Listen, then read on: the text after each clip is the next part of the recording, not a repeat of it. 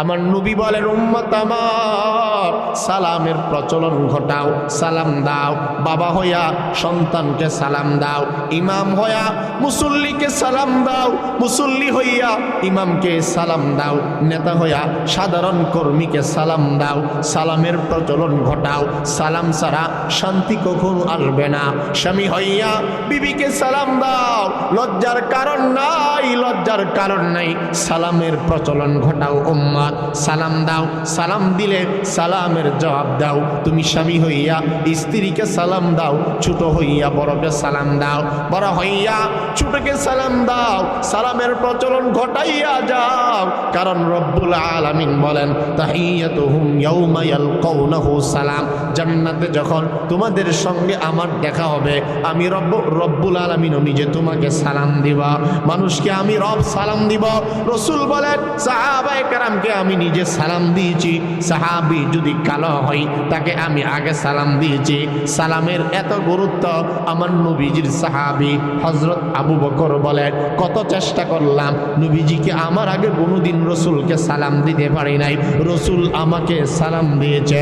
সরকারে দু আলম সাইয়্যিদুল মুরসালিন ফখরুল আলামিন নবী মুহাম্মদুর রাসূলুল্লাহর ব্যাপারে সাহাবী আবু বকর সার্টিফিকেট দেয়, আমি আমার নবীকে কখনো আগে সালাম দিতে পারি নাই, রাসূল আমাকে সবার আগে সালাম দিয়েছে।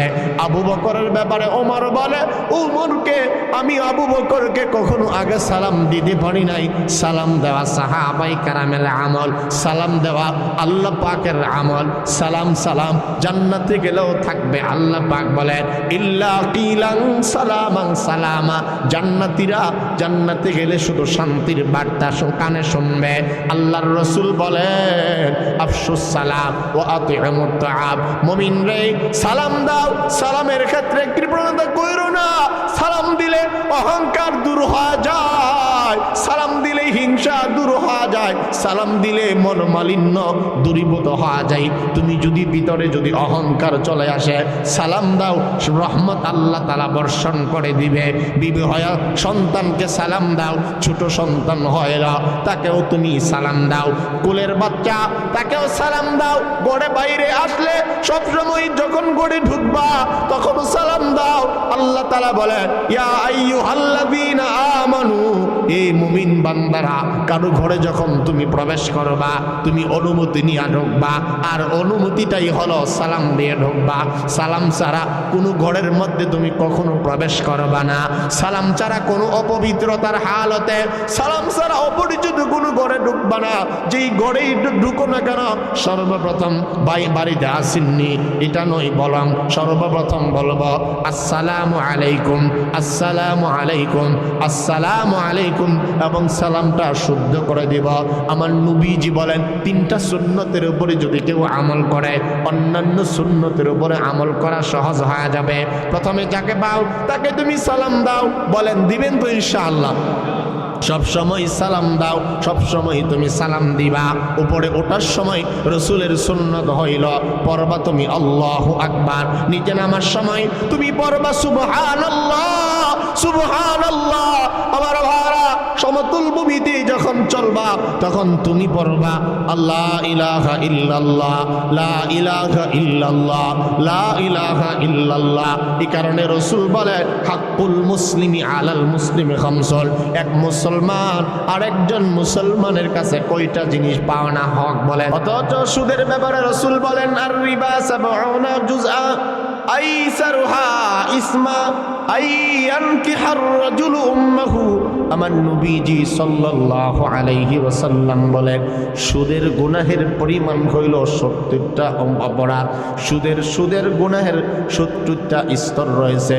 সবচাইতে নিচেও দরজার গুনাহ হইল নিজের জন্মদাতা আপন মায়ের সঙ্গে জিনাহে লিপ্ত হওয়া। নাউজুবিল্লাহ বলেন। আল্লাহ পাক বলেন, ফাসলিহু বাইনা আখাওয়াইকুম, পরস্পরকে তোমরা মিলাইয়া দাও। এরপরে আল্লাহ তাআলা বলেন, ওয়াত্তাকুল্লাহা লাআল্লাকুম তুরহামুন।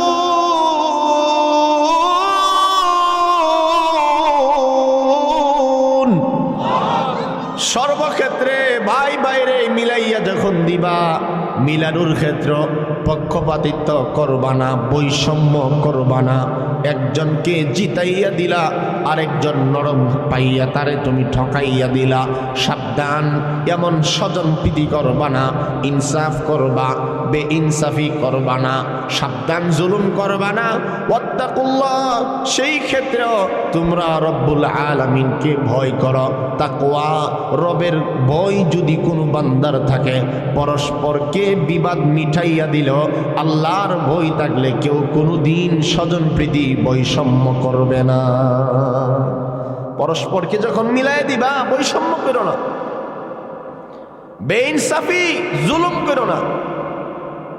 কারণ হাদিসের মধ্যে রাসূল করিম সাল্লাল্লাহু আলাইহি ওয়াসাল্লাম বলেন, আয-যুলমু যুলুমাতু ইয়াউমাল কিয়ামাহ, কিয়ামতের ময়দানে জুলুম ভয়ঙ্কর আকার ধারণ করবে। জুলুম কখনো আল্লাহ তাআলা বরদাস্ত করেন না। এই কারণে রাসূল বলেন, মাজলুম যদি তুমি হও, অত্যাচারী যদি তুমি হও, কষ্ট যদি তুমি সহ্য করো, মজলুমের দোয়া নিশ্চিত আল্লাহ পাক কবুল করেন। কারণ জুলুম যে সহ্য করে, এর চেয়ে কষ্ট আর হতে পারে না। ওয়াত্তাকুল্লাহ, আল্লাহ তাআলা বলেন আমাকে ভয় করো। কাকে বলেন? কারে ভয় করতে বলছে আল্লাহ? আল্লাহকে ভয় করতে।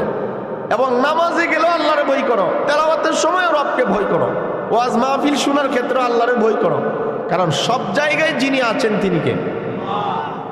ফাইনামা তুওয়াল্লু ফাসাম্মা ওয়াজহুল্লাহ।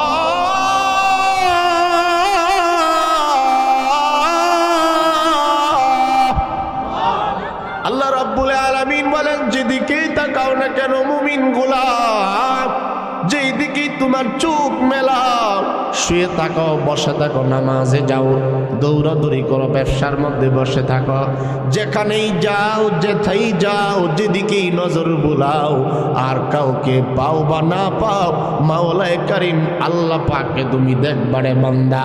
ডাইনে যাও, আল্লাহ আছে, ইয়ালামু মা বাইনা আইদিহিম ওয়া মা খালফাহুম। ডানে বামে সর্বক্ষেত্রে যিনি আছেন তিনি হলেন আপনার আমার আল্লাহ। এজন্য আল্লাহ পাক বলেন, ওয়াত্তাকুল্লাহ। এই ইত্তাকুল্লাহর ওয়াজ আল্লাহ কোরআনে একাধিক জায়গায় করেছেন। যেমন, ইয়া আইয়ুহাল্লাযীনা আমানুত্তাকুল্লাহা হাক্কা তুকাতিহি ওয়া লা তামুতুন্না ইল্লা ওয়া আনতুম মুসলিমুন। ইয়া আইয়ুহাল্লাযীনা আমানুত্তাকুল্লাহ ওয়া কুনু মা'আস সাদিকিন।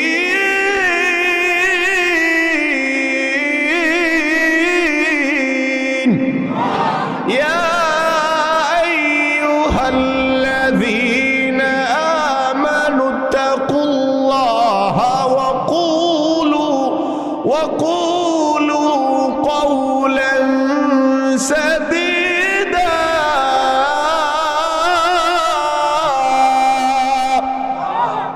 রব্বুল আলামিন ইত্তাকুল্লাহর কথা কোরআনে বিভিন্ন জায়গার মধ্যে বলেছেন। হে ঈমানদার, শুধু মুমিন হইলেই হবে না, বই করবা তো আমি আল্লাহকে ভয় করো। বই করলে কি লাভ হবে? তাকওয়া ওয়ালা যদি তুমি আমি হয়ে যাই, কি লাভ, কি লাভ? সর্ব জায়গায় যদি রব্বুল আলামিনকে আমরা ভয় করি, আল্লাহ তাআলা বলেন, ওয়া মান ইয়াত্তাকিল্লাহা ইয়াজআল লাহু মাখরাজা ওয়া ইয়ারযুকুহু মিন হাইথু লা ইয়াহতাসিব। আল্লাহ তাআলা বলেন, ওয়া মান ইয়াত্তাকিল্লাহা ইয়াজআল লাহু মাখরাজা ওয়া ইয়ারযুকুহু মিন হাইথু লা ইয়াহতাসিব। আল্লাহ তাআলা বলেন, সর্ব জায়গায় যদি তুমি আমাকে ভয় করতে পারো, জেনে নাও সমস্ত সংকীর্ণতা আমি তোমাকে দূর করে দেব বান্দা। জীবনে যত জায়গায়, যত ঘাটে, যত পথে তুমি আটকা পড়ে আছো, সমস্ত আটকানো জায়গা থেকে আমি আল্লাহ তোমাকে উদ্ধার করে দেব বান্দা। বিপদ রাখবো না, মুসিবত রাখবো না। ওয়ারযুকু ওয়ারযুকহু মিন হাইসু লা ইয়াহতাসিব, যদি আমার ভয় অন্তরে প্রবেশ করাতে পারো এমন জায়গা থেকে তোমার জন্য রিজিকের ব্যবস্থা করব যা তুমি কখনো কল্পনাও করো নাই। আল্লাহ তাআলা আরো বলেন ওয়া মাইয়াত্তাকিল্লাহা ইয়াজআল লাহু মিন আমরিহি ইউসরা, আল্লাহ পাকের ভয় যদি কেউ অন্তরের মধ্যে প্রবেশ করায় আল্লাহ তাআলা বলেন সমস্ত কঠিন জায়গা কঠিন কাজকে আমি আল্লাহ তাআলা সহজ বানায় দিব। আল্লাহ আরো বলেন ওয়ালাউ আন্না আহলাল কুরা আমানু ওয়াত্তাকাউ লাফাতাহনা আলাইহিম বারাকাতিম মিনাস সামাই ওয়াল আরদ, আল্লাহ তাআলা বলেন যেই জমিনওয়ালা যেই অধিবাসী ওয়ালাউ আন্না আহলাল কুরা আমানু ওয়াত্তাকাউ, আল্লাহ তাআলা বলেন যেই এলাকার মানুষ যেই গ্রামের মানুষ যেই মহল্লার মানুষ রব্বুল আলামিনকে ভয় করবে এবং ঈমান আনয়ন করবে, আল্লাহ রব্বুল আলামিন বলেন লাফাতাহনা আলাইহিম বারাকাতিম মিনাস সামাই ওয়াল আরদ। খেয়াল করেন রবের ভয় যদি অন্তরে ঢুকায় আর যদি সব জায়গায় রব্বুল আলামিনকে ভয় করে আল্লাহ তাআলা বলেন আকাশের সমস্ত বরকতের দরজা জমিনের সমস্ত বরকতের দরজা আসমানের রিজিকের দরজা আসমানের সম্মানের দরজা জমিনের সম্মানের দরজা জমিনের ইজ্জতের দরজা, যত ইজ্জত আছে রে বান্দা যত রিজিক আছে সমস্ত রিজিকের দরজা আমি আল্লাহ বরকতের তুহিব্বুল মুত্তাকিন। আল্লাহ তাআলা বলেন আমার ভাইরা রব্বুল আলামিনকে যদি ভয় করি কেমন রবের ভয়ের কথা আল্লাহ তাআলা বলেছেন। আল্লাহ তাআলা বলেন তাকওয়া অর্জন করা সদা সর্বদাই অন্ধকারে আলোতে জীবিত মৃত সর্বহালতে আমার ভয়ভীতি অন্তরে যদি প্রবেশ করাইতে পারো ইন্নাল্লাহা মাআল মুত্তাকিন, মুত্তাকিনদের সঙ্গে আমি রব্বুল আলামিন আছি। যদি তুমি মুত্তাকি হয়ে যাও তোমার সব জায়গায় কেউ না থাকলেও থাকবেন কে বলেন, আরো জোরে বলেন কে থাকবেন। আল্লাহ আরো বলেন অসুবিধা দিয়েছেন তো আপনাদের কতগুলো সুন্দর আয়াত, ইন্নাল্লাহা ইউহিব্বুল মুত্তাকিন,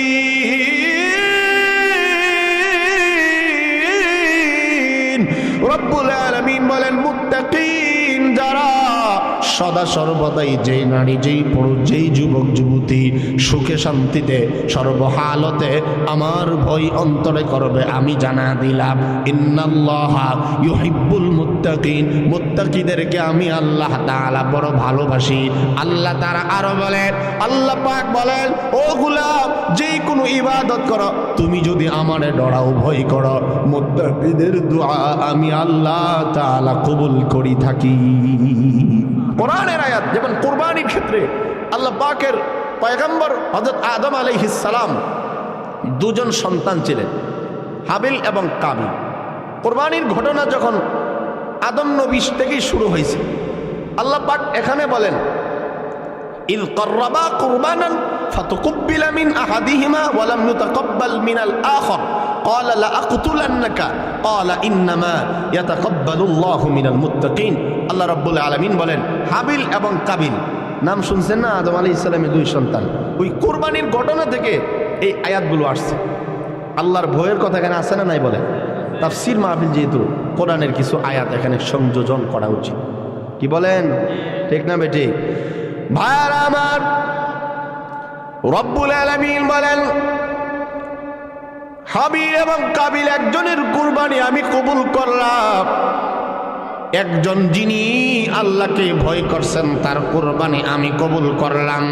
আল্লাহ তাআলা আরো বলেন লা ইয়ানালাল্লাহু লুহুমুহা ওয়ালা দিমাউহা ওয়ালাকিন ইয়ানালুহুত তাকওয়া মিনকুম কাযালিকা সাখখারাহা লাকুম লিতুকাব্বিরুল্লাহা আলা মা হাদাকুম। আল্লাহ তাআলা বলেন ইন্নামা ইয়াতাকাব্বালুল্লাহু মিনাল মুত্তাকিন, তাদের দুইজনের মধ্যে যে আমার কাছে মুত্তাকি হওয়া যায় নিশ্চয়ই জানা দিলাম ইন্নামা ইয়াতাকাব্বালুল্লাহু মিনাল মুত্তাকিন।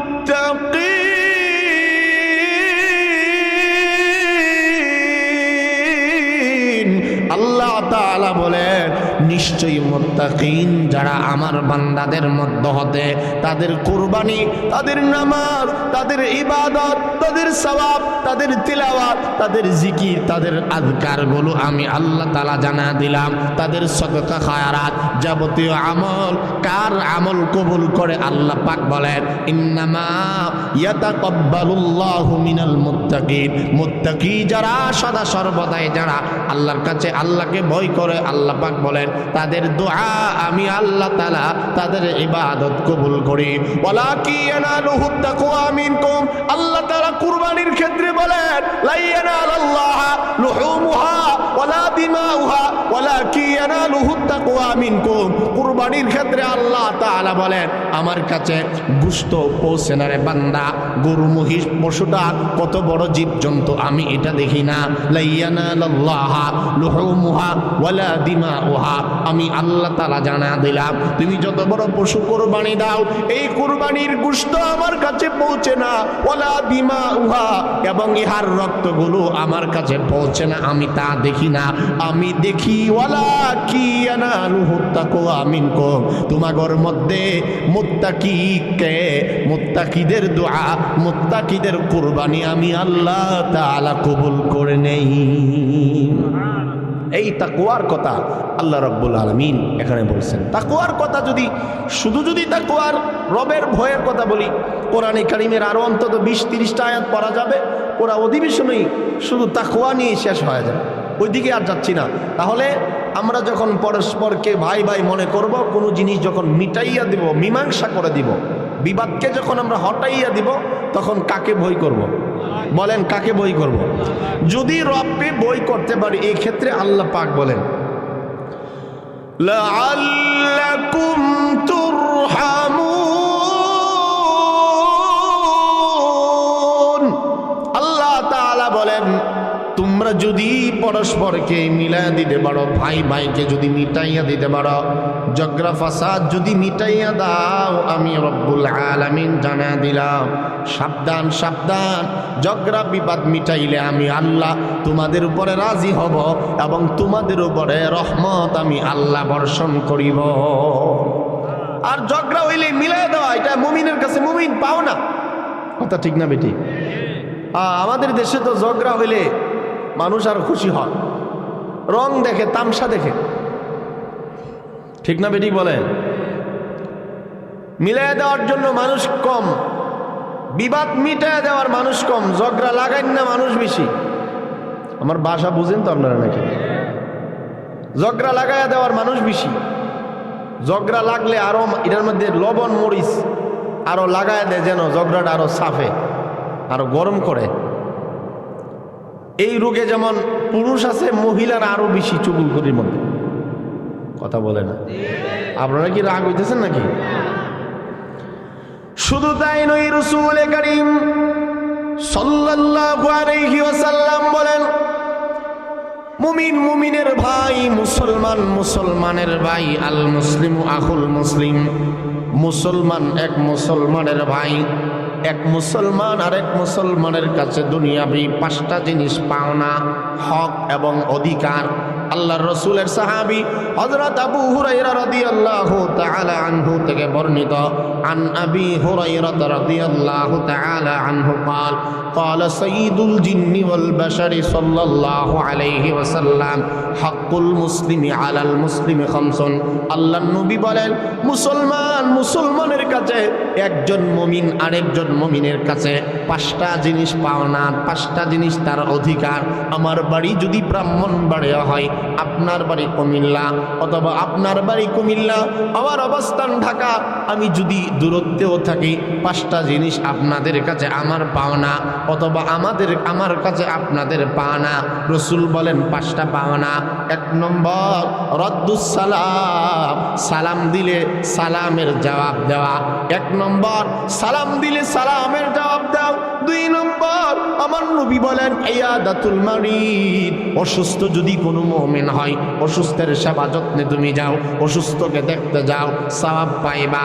3 নম্বর আল্লাহর নবী বলেন ইত্তিবাউল জানাইজ, মুসলমান এক মুসলমান আরেক মুসলমানের ইন্তেকালের খবর শুনলে যথাসম্ভব জানাজার মধ্যে শামিল হয়ে যাও। 4 নম্বর রাসূল বলেন ইজাবাতুদ দাওয়া, দাওয়াত দিলে দাওয়াত গ্রহণ করো। আমাদের তো এমন অভ্যাস হয়ে গেছে গরিবে দাওয়াত দিলে যায় না, ধনী দিলে যায়, অথবা বিয়া করলে বিয়ের অনুষ্ঠানের মধ্যে ধনী লোক দেখে দেখে কাঠ বিলীন করি, গরিবের খবর নাই, না খায়া মরে করো। কথা ঠিক না বেটি? 5 নম্বর রাসূল বলেন ওয়া তাশমিতুল আতিস, হাসি দিলে হেক করে যদি হাসি দেন, হাসি দিলে হাসির জবাব দেওয়া, এটা রাসূলের সুন্নাত।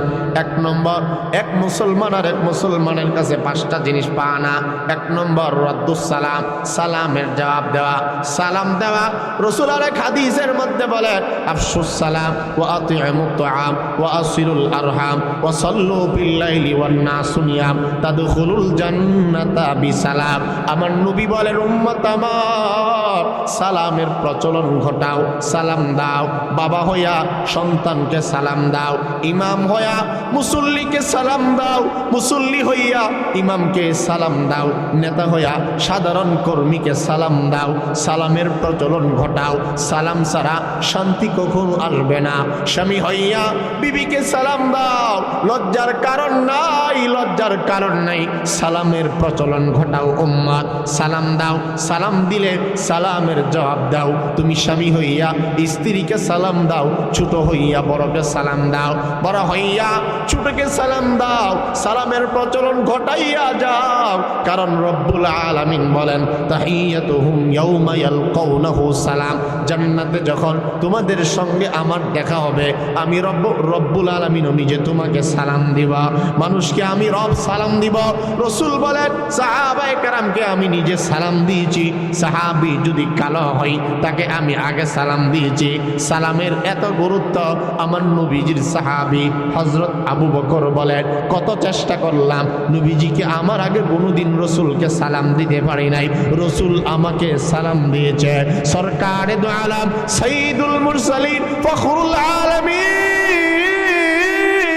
নবী মুহাম্মদুর রাসূলুল্লাহর ব্যাপারে সাহাবী আবু বকর সার্টিফিকেট দেয়, আমি আমার নবীকে কখনো আগে সালাম দিতে পারি নাই, রাসূল আমাকে সবার আগে সালাম দিয়েছে। আবু বকরের ব্যাপারে ওমর বলে ওমরকে আমি আবু বকরকে কখনো আগে সালাম দিতে পারি নাই। সালাম দেওয়া সাহাবায়ে কেরামের আমল, সালাম দেওয়া আল্লাহ পাকের আমল। সালাম সালাম জান্নাতে গেলেও থাকবে। আল্লাহ পাক বলে ইল্লা কিলান সালামান সালামা, জান্নাতীরা জান্নাতে গেলে শুধু শান্তির বার্তা কানে শুনবে। আল্লাহর রাসূল বলেন আফশুস সালাম ওয়া আতিমুত তুআম, মুমিন রে সালাম দাও, সালামের ক্ষেত্রে কৃপণতা কইরো না। সালাম দিলে অহংকার দূর হয়ে যায়, সালাম দিলে হিংসা দূর হয়ে যায়, সালাম দিলে মনোমালিন্য দূরীভূত হয়ে যায়। তুমি যদি ভিতরে যদি অহংকার চলে আসে, সালাম দাও, রহমত আল্লাহ তাআলা বর্ষণ করে দিবে। বিবি হয়ে সন্তানকে সালাম দাও, ছোট সন্তান হয় না তাকেও তুমি সালাম দাও, কোলের বাচ্চা তাকেও সালাম দাও। গড়ে বাইরে আসলে সবসময় যখন গড়ে ঢুকবা তখন সালাম দাও। আল্লাহ তাআলা বলেন ইয়া আইয়ুহাল্লাযীনা আমানু, এই মুমিন বান্দারা, কারো ঘরে যখন তুমি প্রবেশ করবা তুমি অনুমতি নিয়ে ঢুকবা, আর অনুমতিটাই হলো সালাম দিয়ে ঢুকবা। সালাম ছাড়া কোনো ঘরের মধ্যে তুমি কখনো প্রবেশ করবা না। সালাম ছাড়া কোনো অপবিত্রতার হালতে, সালাম ছাড়া অপরিচিত কোনো ঘরে ঢুকবা না। যেই ঘরেই ঢুকো না কেন সর্বপ্রথম বাড়িতে আসেননি এটা নয়, বরং সর্বপ্রথম বলবো আসসালামু আলাইকুম, আসসালামু আলাইকুম, আসসালামু আলাইকুম, এবং সালামটা শুদ্ধ করে দিব। আমার নবীজি বলেন 3টা সুন্নতের উপরে যদি কেউ আমল করে অন্যান্য সুন্নতের উপরে আমল করা সহজ হয়ে যাবে। প্রথমে যাকে পাও তাকে তুমি সালাম দাও, বলেন দিবেন তো ইনশাআল্লাহ? সব সময় সালাম দাও, সব সময় তুমি সালাম দিবা। উপরে ওঠার সময় রসুলের সুন্নত হইল পড়বা তুমি আল্লাহু আকবার। নিচে নামার সময় তুমি পড়বা সুবহানাল্লাহ সুবহানাল্লাহ। আমার ভাইরা, সমতুল ভূমিতে যখন চলবা তখন তুমি পড়বা আল্লাহ ইলাহা ইল্লাল্লাহ লা ইলাহা ইল্লাল্লাহ লা ইলাহা ইল্লাল্লাহ। এই কারণে রসুল বলে হাক্কুল মুসলিমি আলাল মুসলিমি খামসুন। এক মুসলমান আরেকজন মুসলমানের কাছে কয়টা জিনিস পাওনা হক বলেন? 5টা জিনিস। 1 নম্বর রদ্দুস সালাম, সালাম দেওয়া, সালামের জবাব দেওয়া। 2 নম্বর ইয়াদাতুল মারিদ, মানুষ যখন অসুস্থ হয়ে যাইবে, তোমার আত্মীয় যদি সে না হয়, তাকে যদি তুমি কোনো প্রকার সহযোগিতাও না করতে পারো, তারপরেও তুমি তাকে দেখতে যাইবা, আল্লাহর কাছে দোয়া করবা তার জন্য। আসআলুল্লাহাল আযীম রব্বাল আরশিল আযীম আইয়াশফিয়াক, আসআলুল্লাহাল আযীম রব্বাল আরশিল আযীম আইয়াশফিয়াক। অসুস্থকে দেখতে গেলে এই দোয়া পড়বা। 3 নম্বর রাসূল বলেন ওয়া ইত্তিবাউল জানাইজ, কেউ যদি মারা যায় তাকে তুমি তার জানাজার মধ্যে শামিল হইবা, জানাজার মধ্যে শামিল হইবা। 4 নম্বর রাসূল বলেন ইজাবাতুদ দাওয়া, দাওয়াত দিলে কখনো তুমি ফিরাইয়া দিও না। দাওয়াত যেহেতু তোমাকে দিয়েছে, মহব্বত কইরাই তোমাকে দিয়েছে, গরিব হোক ধনী হোক, সালাম দিলে জবাব দিবা, অসুস্থ হইলে দেখতে যাইবা। ও বান্দা, তোমার এই ভাই যদি তোমাকে কোনো কাজের মধ্যে দাওয়াত দেয়, দাওয়াত দিলে দাওয়াত গ্রহণ করবা, মারা গেলে জানাজায় শামিল হইবা। এবং যদি তোমার সামনে হাসি দেয়, হাসি দিয়া যদি লা হাওলা ওয়ালা কুওয়াতা ইল্লা বলে, তুমিও হাসির জবাব দিবা।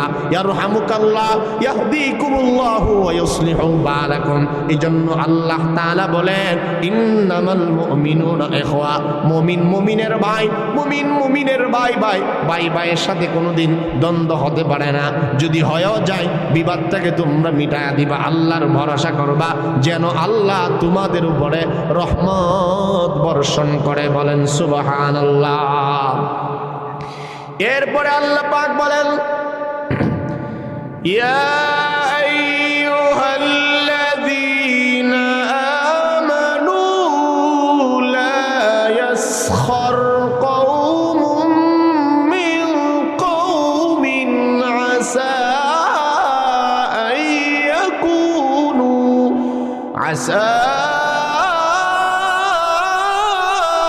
আইয়াকুনু খায়রান মিনহুম ওয়ালা নিসাউম মিন নিসাইন আসা আইয়াকুন্না খায়রান মিনহুন। আল্লাহ তাআলা বলেন, হে মুমিনগণ, এখানে আর একটা বিধান আল্লাহ তাআলা বলেন। যতগুলো কথা আল্লাহ বলছেন এগুলো মুমিনদেরকে আল্লাহ বলছেন, ঠিক না বেটি? ইয়া আইয়ুহাল্লাযীনা আমানু লা ইয়াসখার কওমুম মিন কওমিন আসা। আল্লাহ তাআলা বলেন, হে মুমিনগণ, তোমরা এক গোষ্ঠী, এক কওম অথবা একে অপরকে নিয়ে উপহাস করো না। লোকটা যদি আরাজ, লোকটা যদি অন্ধ হয়, বোবা হয়, লোকটা যদি কালো হয়, তাকে নিয়ে তুমি তাচ্ছিল্য, তাকে নিয়ে তুমি উপহাস করো না। আল্লাহ তাআলা বলেন, হতে পারে তুমি যাকে নিয়ে অহংকার করলে, উপহাস করলে, কোনো কারণে তোমার চেয়ে মহান আল্লাহর কাছেতে দামি হতে পারে। তুমি যেই পুরুষকে নিয়ে উপহাস করেছ, মজা করছো, যারে নিয়ে তুমি মজা করছো, আরেকজনের কাছে বদনাম ছড়াইছ, হতে পারে তোমার চেয়ে মহান আল্লাহর কাছে আমলের দিক দিয়ে সে দামি, ঠিক না বেঠিক? কারণ হাদিসের মধ্যে রাসূল স্পষ্ট জানায়া দিলেন, ইন্নাল্লাহা লা ইয়ানজুরু ইলা সুওয়ারিকুম ওয়া আমওয়ালিকুম ওয়ালাকিন ইয়ানজুরু ইলা কুলুবিকুম ওয়া আ'মালিকুম। আল্লাহর রাসূল বলেন, এই হাদিসের সাথে একেবারে মিল আছে। আল্লাহর রাসূল বলেন, আল্লাহ তাআলা লা ইয়ানজুরু ইলা সুওয়ারিকুম ওয়া আমওয়ালিকুম, কোন কাজের জন্য আল্লাহ পাক তোমার বাহ্যিক চেহারা অবয়ব সূরত আকৃতি দেখেন না, এবং তোমার সম্পত্তি কতটুকু এগুলো আল্লাহ তাআলা দেখেন না। আল্লাহ তাআলা দুনিয়ার চলার ক্ষেত্রে দেখেন কার কলব ভালো, দিল ভালো, অন্তর ভালো। আল্লাহর কাছে অন্তর ভালো যার, তার মর্যাদা বেশি। আল্লাহর কাছে অন্তরটা যার ভালো, তার সবকিছু ভালো। এই কারণে আল্লাহ তাআলা বলেন আসা আইয়াকুনু খায়রাম মিনহুম, যাকে তুমি উপহাস করেছ কোন কারণে আল্লাহর কাছে সে তোমার কাছ থেকে, তোমার থেকেও দামি হতে পারে। ওয়ালা নিসাউম মিন নিসাইন আসা আইয়াকুননা খায়রাম মিনহুন্না।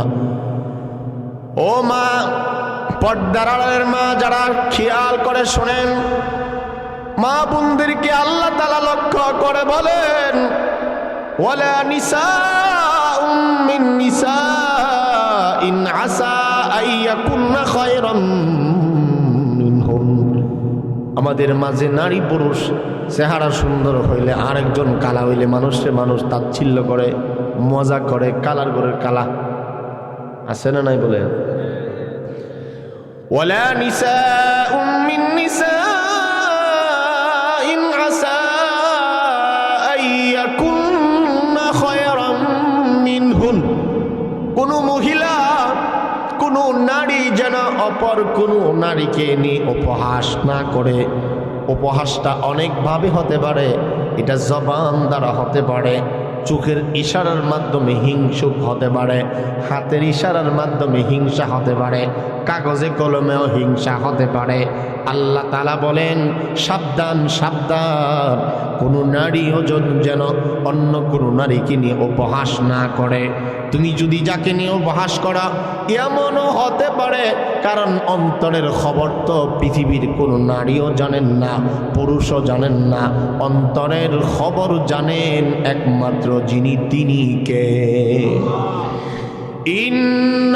ইন্নাল্লাহা সামিউম বাসীর।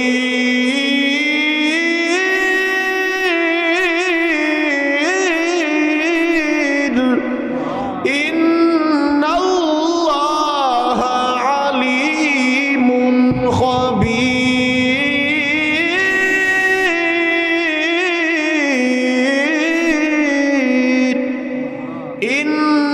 ইন্নাল্লাহা লাতীফুন খবীর।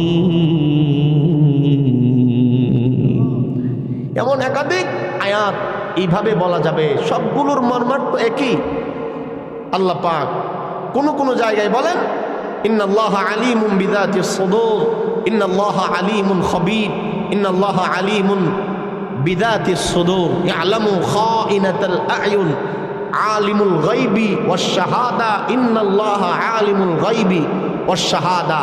অথবা কুল লা ইয়ালামু মান ফিস সামাওয়াতি ওয়াল আরদিল গায়বা ইল্লাল্লাহ। সমস্ত কথার মূল অর্থগুলো কাছাকাছি। আল্লাহ পাক বলেন তোমার ভেতরে ওয়ামা তুকিন্নু সুদুরুহুম ওয়ামা ইউলিনুন ইয়ালামু মা বাইনা আইদিহিম ওয়ামা খালফাহুম। সবগুলো আয়াতের মর্মার্থ কিন্তু খুবই কাছাকাছি। আল্লাহ পাক এই কথাটা এভাবে বলেন যে তোমার ভিতরে যে কথাগুলো লুকায়া রাখছো, গোপন রাখছো, এটা কিন্তু আমি জানি। কি বলেন? আপনাদের বিশ্বাস আছে তো নাকি? কার কার বিশ্বাস আছে দেখি তো ইনশাআল্লাহ। মাশাআল্লাহ, নারায়ে তাকবীর। আল্লাহ পাক হাতগুলোকে কবুল করুন। আপনাদের অসুবিধা হইতেছে না তো? দেখছেন বিষয় দিলে কি সুবিধা, বিষয়ের থেকে বাইরে যেতে পারি না। আর নাহলে তো অন্য ঘটনা কইতাম। গজল একটা কইলে সুন্দর লাগে না? আচ্ছা কি বলেন, আমি যদি আমার এই কণ্ঠে গজল গাই খারাপ লাগবো? তো আমার ওয়াজের এই অভ্যাসও নাই গজল টজল গাওন, একবারে আয়াতের ভিতরে আছে। আল্লাহ পাক বলেন, আপনারা আয়াতগুলো বুঝতেছেন তো? কোরআন শরীফ যারা ন্যূনতম তেলাবাত করেন আপনাদের এইগুলো বোঝা উচিত। আল্লাহ পাক বলেন মনের ভিতরে যে কথাটা লুকায় রাখছো এটাও জানি, তোমার ভিতরে কি আছে যেটা প্রকাশ করবে আগামী বছর তুমি জানো না, আমি জানি। এই কারণে রব্বুল আলামিন বলেন ওয়ালা নিসাউম মিন নিসাইন আসা আইয়াকুন্না খায়রাম মিনহুন্না। ও নারী জাতি, নারীর জন্য যেই ওয়াজ, পুরুষের জন্য একই কথা। আল্লাহ পাক বলেন নারীর জন্য আল্লাহ পাক বলেন কোনো মহিলা যেন আরেকজনকে নিয়ে উপহাস না করে, আরেকজনকে নিয়ে যেন দিব্যি আরাম না করে, বরং আমাদের একটা কওমি মাদ্রাসার একটা আরবি আদবের কিতাব আছে যার নাম রৌদাতুল আদব। এখানে একটা কথা আছে, মান দহিকা দহিকা, যে অন্যকে নিয়ে উপহাস করে, হাসাহাসি করে, এই হাসির পাত্র একটা সময় সে হয়ে যায়। যারা নিয়ে আপনি হাসছেন, মান দহিকা দহিকা কামা তাদিনু তুদান। রওজাতুল আদাবে এত সুন্দর সুন্দর উপমাগুলো, সুবহানাল্লাহ, আমরা পড়ছি তো বহুত আগে, 10-12 বছর আগে, অনেক সুন্দর সুন্দর। এই মুসান্নিফ তিনি বলেন মান দহিকা দহিকা, এর মর্মার্থ হলো এই যে অন্যকে নিয়ে হাসাহাসি করে। আমাদের সমাজে অনেক আছে না এমন, আরেকজনের নিয়ে আরেকজনের মানে বিপদ দেখলে শুধু মজা করে, ফাস্টলো বয়ে বেয়া। এটার আরো আমাদের ব্রাহ্মণবাড়ির ভাষায় বলা হয় দরম দেখে।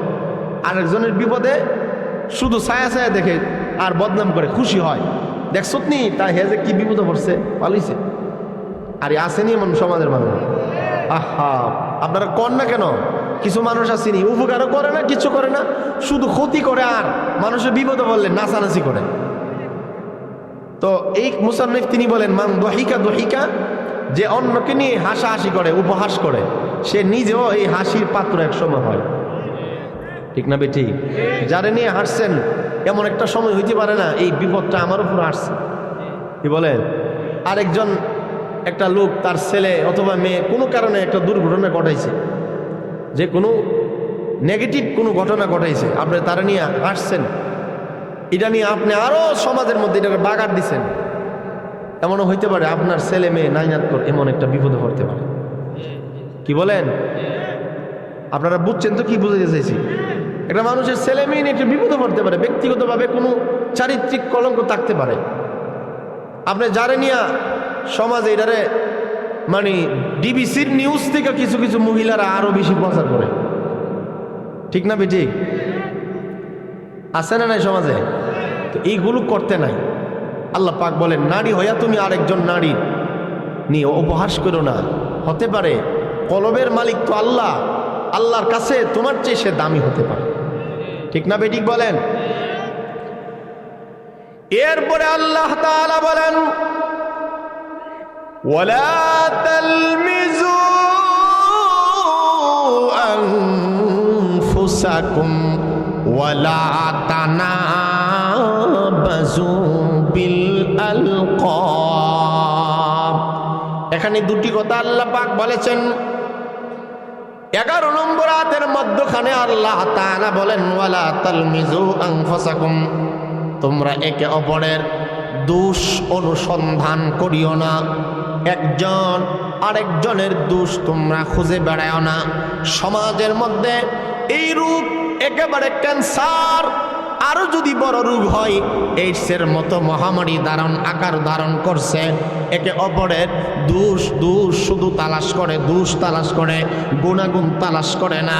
আমার বারা রব্বুল আলামিন বলেন ওয়ালা তালমিজু আনফুসাকুম, সাবধান, কোন নারী কোন পুরুষ যেন একজন অপরজনের দোষ অনুসন্ধান এবং তালাশে না বের হওয়া যায়। কারো দোষ তুমি তালাশ করো না, ইমামের দোষ তুমি তালাশ করো না। যেই ইমামের দোষ তুমি তালাশ করো সেই ইমামের সঙ্গে তোমার সূরা ফাতিহাটাই ঠিক মতো হয় না। 40 বছর যাবত নামাজ পড়ো, একটা দিন তোমার সূরাতুল ফাতিহা শুদ্ধ হয় না। যেই ইমামের দোষ তুমি সমাজের মধ্যে বলে বলে বেড়াও, ওই ইমামের মতো তোমার রুকুর তাসবিহটা শুদ্ধ করা হয় না, হামজাটা তোমার শুদ্ধ করা হয় না, হাই হত্তি তোমার শুদ্ধ করা হয় না। সাবধান সাবধান, কোন নারী যেন কোন নারীর ছিদ্রান্বেষণ না করে। ওয়ালা তালমিজু আনফুসাকুম, অপরের দোষ তোমরা তালাশ করো না। যার দোষ তুমি তালাশ করবা এমন দোষে একদিন তুমিও দোষী হতে পারো। সময়ের ব্যবধানে তুমি যাকে নিয়ে অট্ট হাসি হাসো, এমন সময় হতে পারে তুমিও হাসির পাত্র হয়ে যাইবা। আমাদের রাজনৈতিকভাবেও যদি লক্ষ্য বিতর্ক করা হয়, কেউ কাউকে নিয়ে যদি অবজ্ঞা করে, উপহাস করে, এমন একটা সময় কিন্তু চলে আসছে সেও নিজে অন্যের হাসির পাত্র হওয়া যায়। এই জন্য আল্লাহ তাআলা বলেন ওয়ালা তালমিজু আনফুসাকুম, একে অপরের অন্বেষণ দোষ তুমি তালাশ করবা না, একে অপরের দোষ তালাশ কইরা কইরা তোমার বাজে সময়টা নষ্ট করবা না। সময়কে কাজে লাগাও। সময়কে যদি তুমি মূল্যায়ন করো, আল্লাহ তাআলা তোমাকে বেইজ্জত করবে না। সময়কে, সময় এমন দামি বস্তুর নাম, সময়কে যারা মূল্যায়ন করবে কিয়ামত পর্যন্ত আল্লাহর জাত এবং সিফাতের কসম করি, সময়কে মূল্যায়ন করার কারণে সময় কখনো কোনো মানুষের সঙ্গে গাদ্দারি করে না। সময়কে যদি যে কাজে আছেন কাজটাকে যদি মূল্যায়ন করেন, কথা জানি না বুঝাইতে পারতেছি কিনা, আপনি যদি কৃষি কাজ করেন এই কাজটাকে যদি মূল্যায়ন করেন, আপনি যদি ড্রাইভারি করেন, আমি তো আমার ড্রাইভারের সবসময় খুব, এটা আমার নিত্যদিনের কথা, এই তোমার পেশাটারে তুমি দাম দিও, তুমি ড্রাইভারের জগতে বড় হয়ে যাবে। ঠিক না বেঠিক বলে? তুমি মুয়াজ্জিন, তুমি ইমাম, তুমি ব্যবসায়ী, তুমি তোমার কাজটারে মূল্যায়ন করো। কাজরে মূল্যায়ন করলেই তো সময়ের মূল্যায়ন করা হয়। আল ওয়াক্তু আসমানু মিনাল যাহাব, কিতাবের মধ্যে আবুল ফাতা আবু গুদ্দা রহমতুল্লাহ আলাই তিনি বলেন, সময়, কথা বুঝেন তো নাকি? সময় যেটা, সময় ওয়াক্ত, সময়টা স্বর্ণ রূপার চেয়েও দামি। কারণ স্বর্ণ রূপা এটা হাতের ময়লা, আজকে আছে কালকে নেই। আর সময়কে যদি মূল্যায়ন করতে পারো, সময় কোনোদিন তোমার সঙ্গে ধারি করবে। সময়ের কসম তো আল্লাহ একটা সূরার মধ্যে করছে, ওয়াল আসর ইন্নাল ইনসানা লাফি খুসর ইল্লাল্লাযীনা আমানু ওয়া আমিলুস সালিহাত ওয়া তাওয়াসাউ বিল হাক্কি ওয়া তাওয়াসাউ বিস সবর। সময়ের জন্য একটা সূরা আল্লাহ নাজিল করছে, আসরের নামাজ আছে। এই জন্য সময়কে দামি বানান। ওয়ালা তালমিজু আনফুসাকুম, এটার অর্থ হইল একে অন্যের দোষ অনুসন্ধান কইরো না।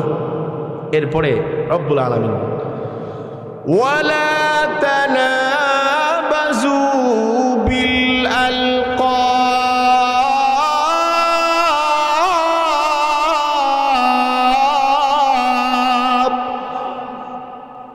সবগুলো দোষ আমাদের মধ্যে আসেন। এই কারণে আল্লাহ বলছেন ওয়ালা তানাবাজু বিল আলকাব।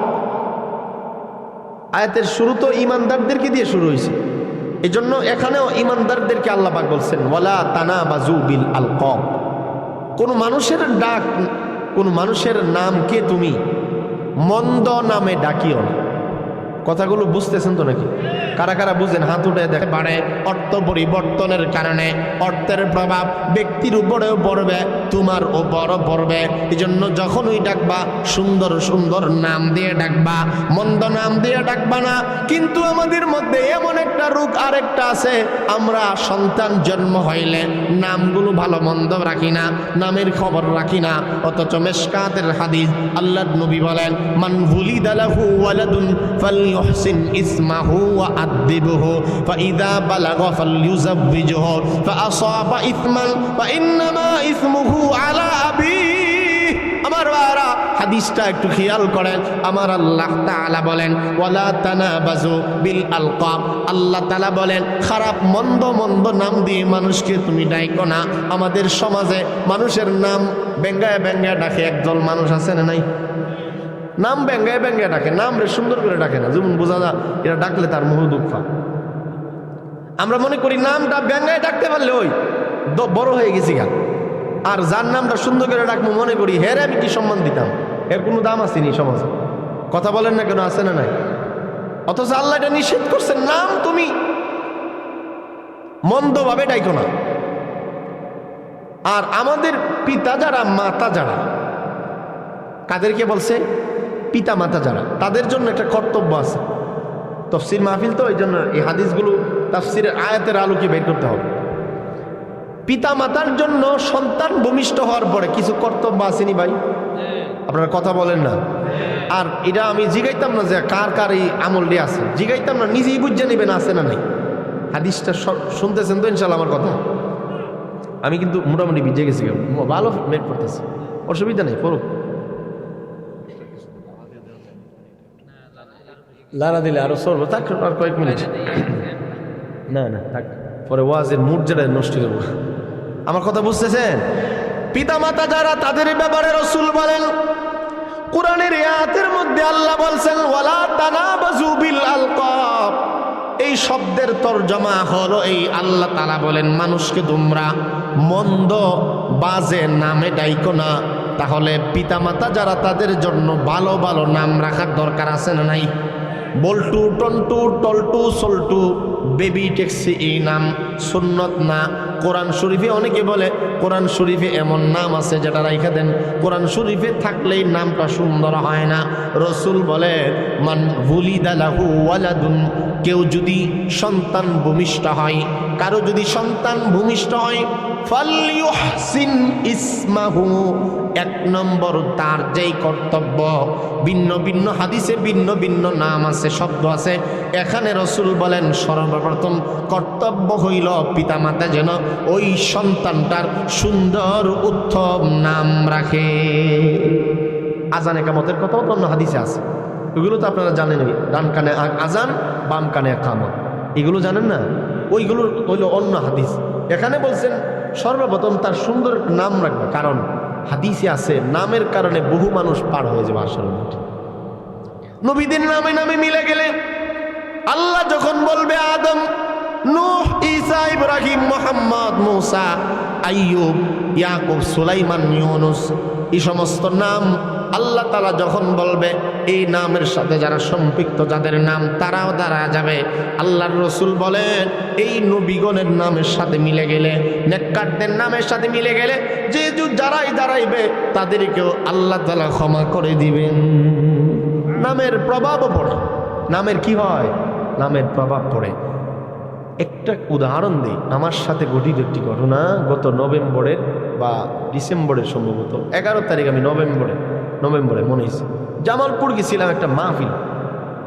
ওখানে যে ঘরে খানা দিছে, আমারে অপ্রাসঙ্গিক কথা আমি বলি না, এই কথাটা বলতেই হবে। এই কথাটা মসজিদে বলছি আমি জুমার দিন ঢাকাতে। যেই ঘরে খানা খাইলাম, কথা বুঝতেছে, এই ঘরে একটা বাচ্চার নাম বারবার এই বাপে ডাকতেছে আরিয়ান আরিয়ান করে। বাচ্চারা বাপে মানুষে ডাকে না আরিয়ান আরিয়ান করে, তার নাম দিয়ে ডাকতেছে আর কি। পরে খানা খাওয়ার পরে তারে আমার কাছে নিয়ে আসছে, হুজুর আমার সন্তানরা দোয়া করে দেন, 10-11 বছর বয়স। 10-11 বছর বয়স কি কম নাকি এখন? তো মোটামুটি মোবাইলের জন্য সব বুঝে, কি বলেন? আর কিছু বুঝে না বুঝে চোখটা অন্ধ করতে পারছে আর মোবাইলে বুঝে, এই দুইটা জিনিস তার জন্য একবার ফারেই পারে। আর তা না ফারুক, ভাষা বুঝে না মা, আর কিছু ফারুক আর না ফারুক, মাশাআল্লাহ মোবাইল এই ব্যাপারে একবার হাফেজ। কথা মিশা কথা কইছি নাকি? এত বয়স লাগে না, অর্ধেক বয়স হইলে শিক্ষা মানুষ। তোর এই বাবা বলতেছে, হুজুর আমার ছেলেটা অনেক জায়গার মধ্যে বেড়াইতে যায়, অনেক ভালো ভালো পরিবেশে যাওয়া লাগে, কিন্তু কাপড় থাকে না তার শরীরে, কাপড়টা টুস করে খুলে ফেলে। আপনি এমন একটা দোয়া করে দেন যেন মানে কাপড় টুস করে না খুলে কাপড়টা যেন পরা থাকে। কারণ 10-11 বছর তো এখন মানুষ বালেগ হইয়া থাকে, ঠিক না বেটি? বলতেছে হুজুর দোয়া করে দেন, তার জন্য একটা ফু দিয়া দেন, সম্মান করে আমাকে বলছে। আমি বললাম তার নাম কি রাখছে? এই নামের কথা আইতেছে। সে যে কাপড় রাখে না শরীরের মধ্যে, উলঙ্গ হয়ে যাবে, এটা হলো মূল কথা। সে যে উলঙ্গ হয়ে যাবে মানুষের সামনে কোথাও বেড়াইতে গেলে, তার নাম কি রাখছে? তাহলে বলতেছে যে হুজুর নাম হইল আরিয়ান। নাম কি? আপনারা যেন মনে মনে করতেছেন আরিয়ান তো আমরা গ্রামও আছে না নাই? আরিয়ান অর্থ ওরিয়ান, মানে উলঙ্গ। অর্থ কি? এই নামটা তো আরো থাকতো এলাকার নাকি? এই নামটা তাহলে না, এটা বন্ধ করো, কথা বলে না। নাম রাখছে আরিয়ান। আরিয়ান বড়জনে ওরিয়ান, একই শব্দ বললাম এখানে আছে। ওরিয়ানুন শব্দের অর্থ হল উলঙ্গ। ওরিয়ানুন অর্থ কি?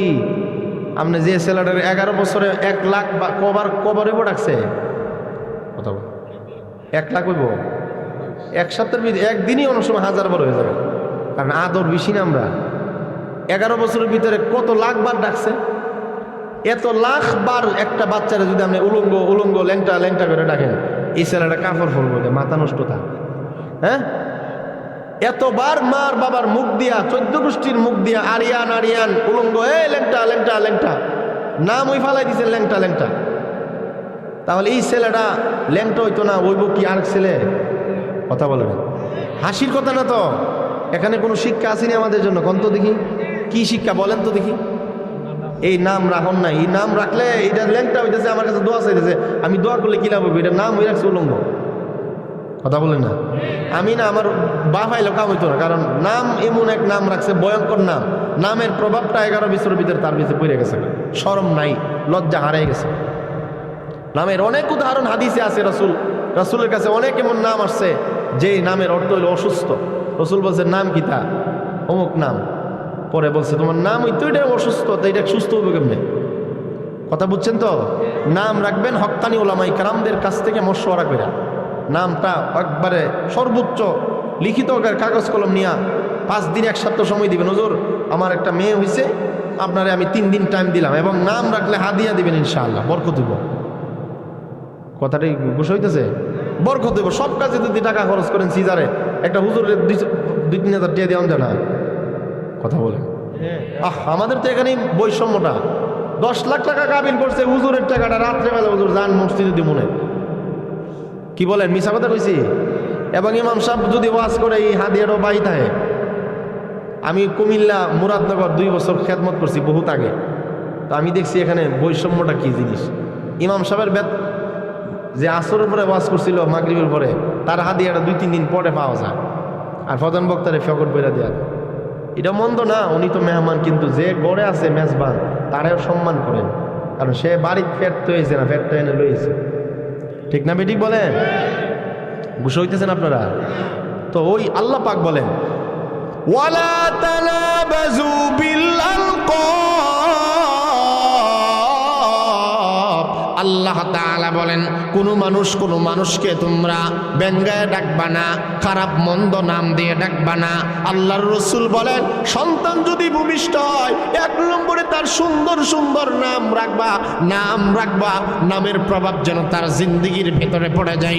নামগুলো তুমি সুন্দর করে রাখবা, নবীদের সঙ্গে মিলাইয়া রাখবা, সাহাবায়ে কেরামের মতো মিলাইয়া রাখবা। রাসূলকে সাহাবায়ে কেরাম বললেন ইয়া রাসূলুল্লাহ কি নাম রাখবা? রাসূল একটি হাদিসের মধ্যে বলে শ্রেষ্ঠ হইল 2টা নাম, একটা হলো আব্দুল্লাহ আর একটা হলো আব্দুর রহমান। পুরুষের মধ্যে এই 2 নাম শ্রেষ্ঠ নাম। আমার নবীজি বলেন উম্মত আমার, হাদিসের মধ্যে রাসূল বলেন মানুষ রে, ও সাহাবায়ে কেরাম, পরস্পরকে তোমরা সুন্দর সুন্দর নাম দিয়ে ডাকবা। নাম যদি অরিজিনাল নাম হয়, অরিজিনাল নাম থেকে যদি পাল্টায় রাখো, ওই লকব উপাধির নামটাও যেন সুন্দর হয়। যাকে তুমি ডাকবা তার উপাধিগত নাম যেটা, ওইটাও যেন সুন্দর হয়, ওইটা যেন তুমি ভেঙ্গায় না ডাকো। কারণ রাসূল হাদিসের মধ্যে কয়েকজন সাহাবী, বিশেষ করে 4 জন সাহাবীরে 4টা নাম দিয়ে রাসূল ডাকাছেন। 1 নম্বর হযরত আবু বকর সিদ্দিক রাদিয়াল্লাহু আনহু, যার ব্যাপারে হাদিসের মধ্যে রাসূল বলেন আরহামু উম্মতি বি উম্মতি আবু বকর। আল্লাহর নবী বলেন আমার সাহাবায়ে কেরামের মধ্যে সবচাইতে রহম দিলওয়ালা সাহাবী যার নাম হযরত আবু বকর সিদ্দিক আকবর, যার নাম আবু বকর ইবনে কুহাফা, বাবার নাম কুহাফা, নিজের নাম আবু বকর। আমার নবী আবু বকর সিদ্দিককে মহব্বত এবং ভালোবাসা নিয়ে আবু বকরের একটা লকব দিয়েছিলেন আতিক। আমার নবী আবু বকরকে মাঝে মধ্যে আতিক বলে সম্বোধন করেছেন। সুবহানাল্লাহ। আতিক, আমরা তো বাংলাতে বলি আতিক, আরবিতে হলো আতিক, আইন তা ইয়াকুব, আতিকুর রহমান। আছে না নাম? আমরা বলি আতিকা, মা আছে না নাই? মিছা কথা কইছি নাকি? আবু বকর সিদ্দিককে রাসূল করিম সাল্লাল্লাহু আলাইহি ওয়াসাল্লাম মহব্বত, আচ্ছা বলেন তো দেখি কম না বেশি? আহা কি পরিমাণ মহব্বত! রোজা পাকে তো আল্লাহ নেওয়াইছে, দেখছি রাসূলের ডান পাশে আবু বকরের নাম লেখা আছে। সুবহানাল্লাহ বলেন না? কি পরিমাণ মহব্বত থাকলে আল্লাহর রাসূলের সাথে যার শেষ জিন্দেগিটা মিলে যায়, রাসূলের সাথে তার সমস্ত রং ঢং হাঁটা চলা সবকিছু নকল করছে। আল্লাহু আকবার বল। আবু বকরকে বলা হয় সত্যিকারের আশিক রাসূল। আশিকদের তালিকায় 1 নম্বরে আবু বকরের নাম। সুবহানাল্লাহ বলেন না? যার ব্যাপারে রাসূল বলেন আবু বকর ফিল জান্নাহ। অন্য হাদিসের মধ্যে রাসূল বলেন, লাউ কুনতু মুত্তাখিদান খলিলান বা'দা রাব্বি লাত্তাখালতু আবা বকরিন খলিলা। আমি রাসূল যদি আল্লাহ তাআলাকে ছাড়া আর কাউকে দুনিয়াতে বন্ধু রূপে গ্রহণ করতাম, যাকে বন্ধু রূপে গ্রহণ করতাম তিনি হলেন আবু বকর সিদ্দিক। আবু বকর আমার নবী যুদ্ধের সাথী, আবু বকর আমার নবী দুঃখের সঙ্গী, আবু বকর আমার নবী হিজরতের সাথী। হিজরতের 6 মাস আগে রাসূল বলছেন, আবু বকর কোন সময় তোমাকে নিয়ে হিজরত করব। আবু বকর এই ঘোষণাটা শোনার পরে 6 মাস পর্যন্ত মাথাটা পিঠের মধ্যে লাগায় নাই, পিঠটা কোনোদিন বিছানায় লাগায় নাই, দরজার সামনে 6 মাস একাধারে লাগাতার দাঁড়ায় আছে। রাসূল যখন দরজার মধ্যে টোকা দিলেন, আবু বকর আইনা আবু বকর, আবু বকর সিদ্দিক 6 মাস পর্যন্ত অঘুমা তাইকা রাসূলের জবাব দিলেন, আসসালাতু ওয়াসসালামু আলাইকা ইয়া রাসূলুল্লাহ ইয়া হাবিবাল্লাহ। ওগো আল্লাহর নবী, আল্লাহর জাত এবং সিফাতের কসম, আপনি যেদিন বলেছেন আমাকে নিয়ে হিজরত করবেন, ওই দিনের পর থেকে আমি আর ঘুমাই নাই। রাসূল বলেন, কেন ঘুমান নাই? ঘুমানোর জন্য তো আমি রাসূল নিষেধ করি নাই। আবু বকর বলেন, আপনি না আল্লাহর নবী, মুসিবতের সময় আপনি হিজরত করবেন, আপনি যদি আমার একবার বদলা 2 বার 3 বার 4 বার ডাক দেন আপনার কষ্ট হবে। যেই নবীর উপরে মশা মাছিকে বসা আল্লাহ তাআলা হারাম করেছেন, আপনার যেন কষ্ট না হয়। এই জন্য 6 মাসের ভিতরে আল্লাহ পাকের জাত এবং সিফাতের কসম 6 মাসের মধ্যে একটা সময়ের জন্য মুখটা চোখটাকে বন্ধ করে নাই, পিঠটাকে আমি বিছানায় লাগাই নাই। তাদেরকে বলা হয় আশিকে রাসূল। আবু বকরকে রাসূল সুন্দর নাম দিয়ে মাঝে মধ্যে আবু বকর ডাকতেন। বেশিরভাগ সময় রাসূল আবু বকরকে আতিক বলে সম্বোধন করতেন। হযরত ওমর নাম শুনছেন তো আপনারা? রাসূল বলেন, ক্বালা রাসূলুল্লাহ সাল্লাল্লাহু আলাইহি ওয়াসাল্লাম ওয়া আশাদ্দুহুম ফি আমরিল্লাহি ওমর। আল্লাহর বিধানের ক্ষেত্রে যিনি শক্ত অবস্থান তিনি হলেন আবু বকর, তিনি হলেন হযরত ওমর। যিনি রাগী সাহাবী, যিনি বীর পুরুষ, যিনি এমন সাহাবী যার ব্যাপারে আমার নবী বলেন, লাউ কানা বা'দি নাবিয়্যুন লাকানা ওমর। আমার নবী বলেন, আমার পরে তো আর কোন নবী নাই। আমার ভাইরা আপনারা বলেন তো দেখি, আমার নবীর পরে আর কোন নবী আছেন নাকি? নাই নাই নাই, আসারও কোনো প্রয়োজন নাই। আমার নবী বলেন, আমার পরে যদি কেউ নবী হিসাবে পৃথিবীতে আগমন করত, লাউ কানা বা'দি নাবিয়্যুন লাকানা ওমর ইবনুল খাত্তাব। আল্লাহর রাসূল বলেন, আমার পরে যদি কেউ নবী হিসাবে পৃথিবীতে আগমন করত, যেই পুরুষটা আগমন করত তার নাম হযরত ওমর। আমার ভাইরা, ওমরকে আল্লাহর রাসূল ফারুক বলে ডাকতেন। ও ফারুক, ও ফারুক নাম সুন্দর না খারাপ বলেন? ফারুক ফারিকু বাইনাল হাক্কি ওয়াল বাতিল। ওমর যখন ইসলাম গ্রহণ করছে, হক এবং বাতিলের মধ্যে পার্থক্য হয়ে গেছে, এই জন্য ওনার নাম ফারুক। আল্লাহু আকবার বলবেন না? ওমর ইসলাম গ্রহণ করার পরে গরম হয়ে গেছে, রাসূল আমরা যে আল্লাহরে মানি তিনি সত্য নন, আখিরাত সত্য নন, আপনি সত্য নবী, এর মধ্যে কোনো সন্দেহ আছে? ওমর স্পষ্ট বলছেন, এগুলো যদি সত্য হয় তাহলে গোপনে গোপনে কেন আমরা দাওয়াত দিব? গোপনে গোপনে নামাজ পড়ুন, আসেন। সবার সামনে হযরত ওমর দাঁড়ায় গেছে, এই জন্য ওনার নাম ফারুক। বলেন, ওনার নাম? আবু বকরকে নবীজি ডাকতেন আতিক, ওমরকে নবীজি ডাকতেন ফারুক।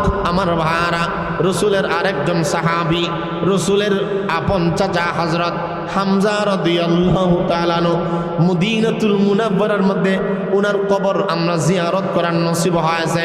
সাইয়্যিদুশ শুহাদা হযরত আমির হামজা রাদিয়াল্লাহু তাআলা আনহু, আমার নবীর আপন চাচা হযরত আমির হামজাকে রাসূল ডাকতেন।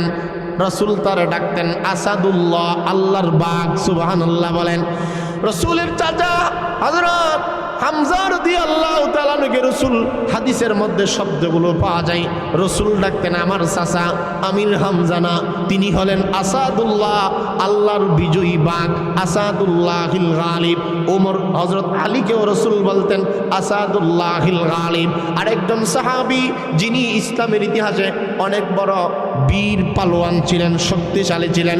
তার নাম ওয়ালিদ হযরত খালিদ বিন ওয়ালিদ রাদিয়াল্লাহু আনহু। ওনাকে আল্লাহর রাসূল বলতেন সাইফুল্লাহ, আল্লাহর তলোয়ার। আমার ভাইরা, এই জন্য রাসূলই আমাদেরকে শিক্ষা দিয়েছেন, যারে তুমি ডাকবা নামটা যেন সুন্দর হয়। যেমন একজন সাহাবীর রাসূল আসল নাম বাদ দিয়া নকল নাম, উপাধিগত নাম হযরত আবু হুরায়রা আন আবি হুরায়রা রাদিয়াল্লাহু আনহু, রাসূলের এই সাহাবীর নাম পড়ে গেছে আবু হুরায়রা। সুন্দর সুন্দর নাম দিয়ে তোমরা ডাকবা। আরেকজনকে তুমি তাচ্ছিল্য করে নাম ডাকবা না, যেই নাম বললে সে কষ্ট পায়। এই বাদাইম্মার ঘরের বাদাইম্মা, এই অমুকের ঘরের তমুক। আমাদের মধ্যে এই স্বভাব আছে না নাই? কি কি স্বভাব আছে, এগুলোর দিকেও যাচ্ছি না, কারণ এগুলো আমার মুখ দিয়া শুভ পাই না। কখনো আমরা মানুষের নামকে মন্দ নামে ডাকি না। আপনারা ডাকবেন এরপর থেকে? ডাকবেন তো নাকি? না না, তাহলে ডাকলে মাহফিল কইরা কোনো লাভ হইল না। মানুষকে তার ভালো ভালো নাম দিয়া অরিজিনাল নামে ডাকবেন, কারণ কিছু কিছু মানুষের নাম এমন আছে আল্লাহর নামের সাথে মিল্লা যায়। আব্দুল খালেক, আব্দুর রহমান, আব্দুল করিম, নামগুলো আল্লাহর নাম কিনা বলেন না? এই নামগুলোর ক্ষেত্রে অনেকে দেখা যায় এই নামগুলোরে মানুষে পাল্টায় রাখে। আল্লাহ পাক হেফাজত করুক বলেন আমি। আপনি তো তাকে কষ্ট দিলেন না, বরং আল্লাহরে আপনি নিজে মন্দ বললেন। তাকে আপনি পছন্দ করেন না পছন্দ করেন, তার নামটা তো আল্লাহর নামের সাথে।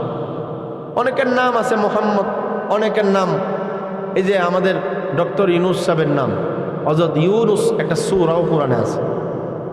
আপনার কথা বলেন না কেন? আওয়ামী লীগের বাইরে তার যে ইউনিট রাহে কয়নি বলেন না? আচ্ছা, উনি যে মনে হোক নামটা সুন্দর নি বলেন না, কথা বলেন না কেন? আমার অনেক কষ্ট লাগে মিডিয়ার সামনে কিছু মায়েরা এভাবে নাম ডারে। ভারতের এক বদমাইশ তো সবসময় বাংলাদেশকে নিয়ে মিডিয়ার মধ্যে গরম করে, আছে না নাই? ভারতের একটা মুখ্যমন্ত্রী সবসময় বাংলাদেশের সাথে একটা দাঙ্গা হাঙ্গামা লাগানোর জন্য সবসময় মিডিয়াতে বকাবকি করে এবং প্রফেসর ইউনুস সাহেবরে অনেক গালাগালি করে। অথচ আমি তো ওনার নাম, উনি ওনার কর্মকাণ্ড যেটাই হোক, এই দেশ তো আর ইসলামী রাষ্ট্র না, কি বলে? এই হিসাবে ইসলামী রাষ্ট্র যেহেতু না, একজনের পরে একজন আসবে, কিন্তু নাম তো অসুন্দর করে ডাকার কোনো সুযোগ নেই। নাম অসুন্দর করে ডাকার কোনো সুযোগ আছে? আর আমরা দেশে একটা জিনিস ভালো, আওয়ামী লীগ হোক বিএনপি হোক, নামগুলো সবার বড় বড়দের নাম সুন্দর সুন্দর নাম। উবাইদুল কাদের নাম সুন্দর, নাও সুন্দর, কথা বলো। আসাদুজ্জামান খান কামাল স্বরাষ্ট্রমন্ত্রী, নাম সুন্দর, নাও সুন্দর। সবার নাম আমি দেখছি, নামগুলো সুন্দর সুন্দর, কামও সুন্দর হইল। উমা হাসান মাহমুদ, আপনারা বলেন কোন? এনে দুইটা হাসান মাহমুদ, কোনটাও সুন্দর, দুটোটা আমার নবীর নাম, ঠিক না বেঠিক? মানে কোন মন্ত্রী এমপির নাম জুনায়েদ আহমেদ পলক, নামও সুন্দর না সুন্দর? নামটি সুন্দর সুন্দর, কিন্তু নামের সাথে যদি কামটি মিলে যেত, আমাদের দেশ প্রত্যেকটা রাস্তা স্বর্ণ দিয়া সাজানো যেত, ঠিক না বেঠিক? আল্লাহ পাক হেফাজত করুক আমাদের দেশকে। তাহলে নামগুলো সুন্দর সুন্দরভাবে আল্লাহ ডাকার জন্য বলছে। আল্লাহ তাআলা বলেন ওয়ালা তালমিজু আনফুসাকুম ওয়ালা তানাবাজু বিল আলকাব, পরস্পর একে অন্যকে তুমি দোষারোপ করো না। ওয়ালা তানাবাজু বিল আলকাব, কোনোদিন মানুষকে মন্দ মন্দ নাম বলে ডাকবা না। এই হলো এই আয়াত বা 11 নম্বর আয়াতের তরজমা। আল্লাহ রাব্বুল আলামিন এরপরে বলে বিসাল ইসমুল ফুসুক বাদাল ঈমান। আল্লাহ এখানে বলেন ঈমান আনার পরে কোনো মানুষের জন্য উচিত নয় আরেকজনকে দোষারোপ করা, আরেকজনকে মন্দ নামে ডাকা। কারণ যারা মুমিন অন্য মুমিনকে কোনোদিন নাম মন্দভাবে ডাকতে পারে না। বিসাল ইসমুল ফুসুক বাদাল ঈমান, ঈমান আনয়ন করার পরে ঈমানদার ব্যক্তি, মূল কথা হলো ঈমানদারদের জন্য আরেকজনের নাম ব্যঙ্গায়া ডাকা, এটা শোভা পায় না, এটা বেঈমানের কাজ, ঠিক না বেঠিক বলেন? ওয়ামান লাম ইয়াতুব ফাউলাইকা হুমুজ যালিমুন।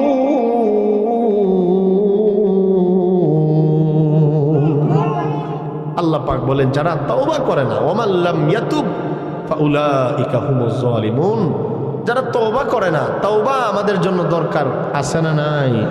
তওবা আমাদের জন্য দরকার। আল্লাহ পাক বলেন যারা তওবা করে না তারা জালেম। তাহলে তওবা করবো তো ইনশাআল্লাহ। আজকের মাহফিলটা যেন আমাদের তওবাওয়ালা মাহফিল হয়। জীবনের আজকের 26 সালের প্রথম আজকে দিন, ঠিক না ভাই? ঠিক বলে 12টা এখনো বাচ্চা না, আপনাদের এখন যাওয়ার জন্য অনেকের পেরাপিরি আরম্ভ করতেছে। আর লম্বা করবো না, 11টা পর্যন্ত এই টাইম, আরও আগে শেষ করার চেষ্টা ইনশাল্লাহ করবো। 11টা বাজতে আর মাত্র 14 মিনিট আছে। আর একটা আয়াত আছে, 3টি আয়াতের তাফসীর অনেক লম্বা। এরপরে আল্লাহ পাক বলেন, ইয়া আইয়ুহাল্লাযীনা আমানু ইজতানিবু কাসীরাম মিনায-যন্নি ইন্না বা'দায-যন্নি ইসম ولا تجسسوا ولا يغتب بعضكم بعضا। আল্লাহ তাআলা বলেন, ইয়া আইয়ুহাল্লাযীনা আমানু ইজতানিবু কাসীরাম মিনায-যন্নি ইন্না বা'দায-যন্নি ইসম। আল্লাহ তাআলা বলেন, হে মুমিনগণ, অনেক পরিমাণ ধারণা অনুমান করা থেকে তোমরা বেঁচে থাকো। অনুমান করা কোনো কিছু বলিও না। তাফসীরের কিতাবের মধ্যে জন শব্দের একটা ব্যাখ্যা ইমাম কুরতুবী আলাইহির রহমাত তিনি আনছেন। জন ধারণা অনুমান, এর অর্থ হইল অপবাদ কাউরে দিও না, কাউরে তুমি অপবাদ দিও না। ইন্না বা'দায-যন্নি ইসমুন, অনেক ধারণা নিশ্চয়ই এমন আছে, অনেক অপবাদ, এগুলো গুনাহ। অপবাদ আছে না নাই? আহা, অপবাদের তো আমাদের শেষ নাই। আন্দাজ করে অপবাদ দেয়। ওয়ালা তাকফু মা লাইসা লাকা বিহি ইলম ইন্নাস সামআ ওয়াল বাসারা ওয়াল ফুআদা কুল্লু উলাইকা আনহু মাসউলা। আল্লাহ তাআলা তো এক আয়াতের মধ্যে বলে দিয়েছেন যে তোমরা যে বিষয়ে তোমাদের জ্ঞান নেই এই বিষয়ে সামনে বাইরো না। আমাদের কিছু মানুষ আছে ছাগলের 3 নম্বর বাচ্চার মতো, যেটা বুঝি এটাও না আছে, যেটা না বুঝি এটাও না, ফাল ফাল। আল্লাহ এই কথাটাই বলছেন, ওয়ালা তাকফু মা লাইসা লাকা বিহি ইলম। কারণ আল্লাহ ওই আয়াতের শেষ দিকেও বলছেন, তোমার হাত, তোমার কান, তোমার অঙ্গ প্রত্যঙ্গ সবগুলো একদিন জিজ্ঞাসিত হতে হবে। মনে করেন জবান দিয়ে একটা কিছু বললাম, কিছু হইতেছে না, হ্যাঁ ঠিক আছে, সাময়িক সময়ের জন্য দেখা যাচ্ছে হয় নাই, সাময়িক সময়ের জন্য কান নাক কিচ্ছু হয় নাই, কান দিয়ে আগের মতো শুনতেছেন, কিন্তু এমন একটা সময় হবে হাত পা অঙ্গ প্রত্যঙ্গ হাসরের মাঠে আপনার বিরুদ্ধে দাঁড়ায় যাবে। اليوم نختم على أفواههم وتكلمنا أيديهم وتشهد أرجلهم بما كانوا يكسبون يوم يفر المرء من أخيه وأمه وأبيه وصاحبته وبنيه وما كان لنا عليكم من سلطان بل كنتم قوما طاغين فلا أنساب بينهم يومئذ ولا يتساءلون ما لهذا الكتاب لا يغادر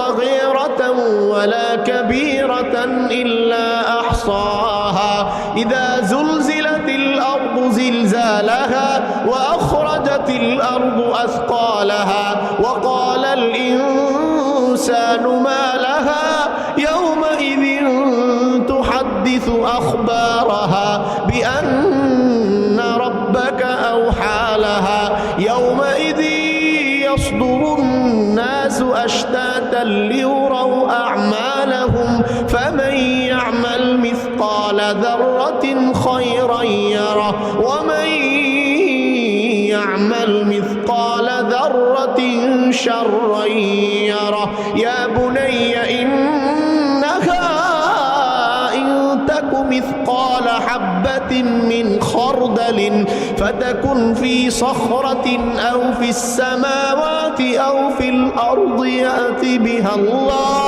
إن الله لطيف خبير ولا تصعر خدك للناس ولا تمش في الأرض مرحا إن الله لا يحب كل مختال فخور. জোরে বলেন না আল্লাহু আকবার।